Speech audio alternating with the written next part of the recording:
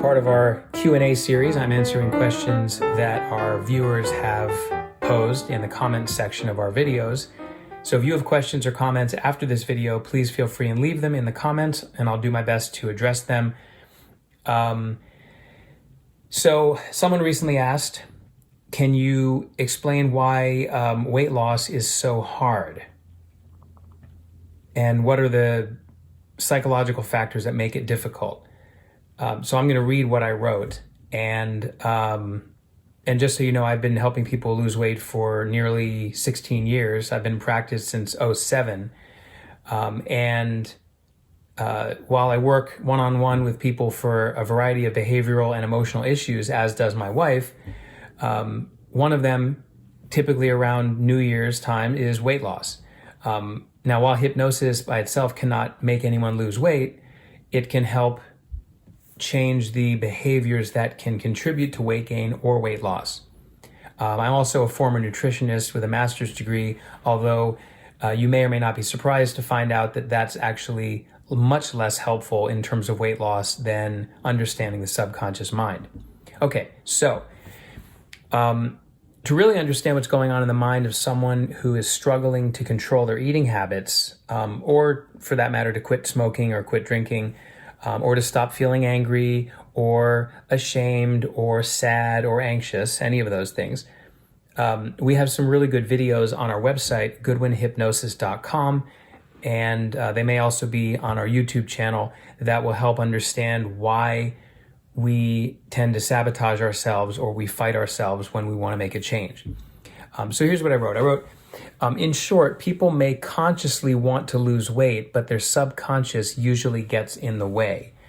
This can happen for several reasons, and this can range from remaining overweight for self-protection, which is a form of secondary gain. Look for a video on that we already have. And that's usually trauma-related.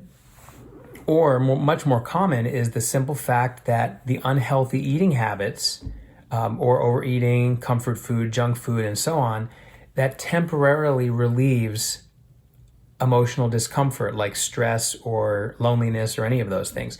And it's just another way to bring pleasure or comfort. And so as a result, these behaviors persist because they're serving a good purpose, at least in the short term, they're helping. And that's one of the key roles of the subconscious, which is to protect us from uncomfortable feelings. We have a page on our website about weight loss. You can read the FAQ, which explains this a lot more and gives a client case example of how excess weight can be protective.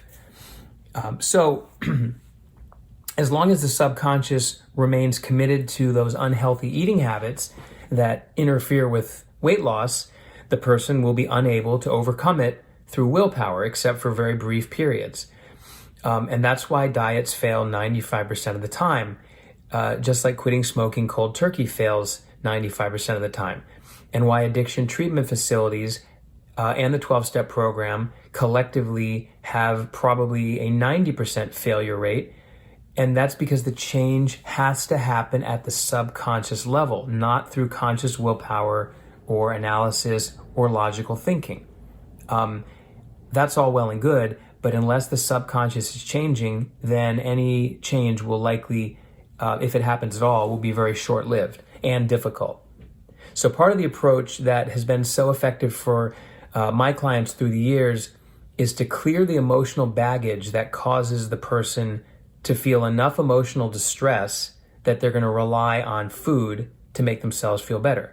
In other words, if they're feeling uncomfortable in their life or because of present-day stress, or like I said, in their life, it could be childhood trauma that they've never dealt with. Even if it's relatively minor, it can stress them out and add to their daily burden. And so they create this need to eat to feel good. Just like people who want to quit smoking say, I'd like to quit smoking, but I feel like I need to smoke. Now, the need is an illusion. Anyway, let me get back to what I was saying here. Once the emotional baggage has been released or cleared, then that person's emotional state is much more balanced and level, and then the stress level is lower. As a result, they're no longer dependent or emotionally attached to a behavior or a substance to feel good.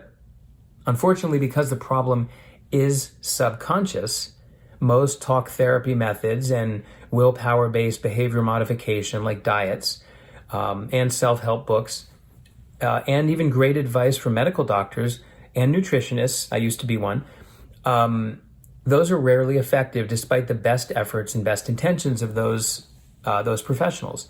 So I use hypnosis and NLP and other neuroscience-related methods to shift the underlying belief system. Remember, thoughts lead to feelings, lead to actions, and clear any traumatic memories. So you can still remember what happened, but it doesn't cause any emotional response. And that is how you uproot the weeds in the garden of your mind at their source. You get them by the roots, and then not only does the underlying thought process change, but all of the emotional and behavioral effects improve as well. So once someone has balanced themselves emotionally, it's much easier to follow a healthy eating plan consistently and without willpower. It also doesn't take much effort because the subconscious is not fighting and resisting constantly. So assuming there are no physiological issues, hormone issues or other problems with that, and that is a very small minority of people, the most common reason why people have trouble losing weight is because of inconsistency in their behavior. So assuming there are no physiological issues, the person will then lose weight if they're eating healthier. Obviously, exercising helps as well, and that can also be changed at the subconscious level. So I've also written a book on quitting smoking called Break the Chains of Smoking, How to Escape the Mental and Emotional Prison That Keeps You Addicted. It covers many of the same issues that affect people who want to lose weight, because fundamentally, the dynamics of the mind are the same, regardless of what we would call addiction or compulsion, regardless of the behavior or substance. The underlying dynamic is the same. And once that has changed, then the superficial symptom, in this case overeating or comfort foods, changes, and then someone can lose weight. So that's a little lengthy, and I ad-libbed a little bit, but hopefully that really helps answer the question. If you've wondered why can weight loss be so hard, just realize it doesn't have to be difficult. You just need to attack the problem in the right way, which is at the subconscious level. I've put in the description below a link to some free resources that you can get. Click on the link, put in your email address, and you'll get a few things. One including an article called Getting Out of Your Own Way. Another one called The 7 Keys to Achieving Your Goals Now will help you with your weight loss journey or any other change you would like to make. Have a great day.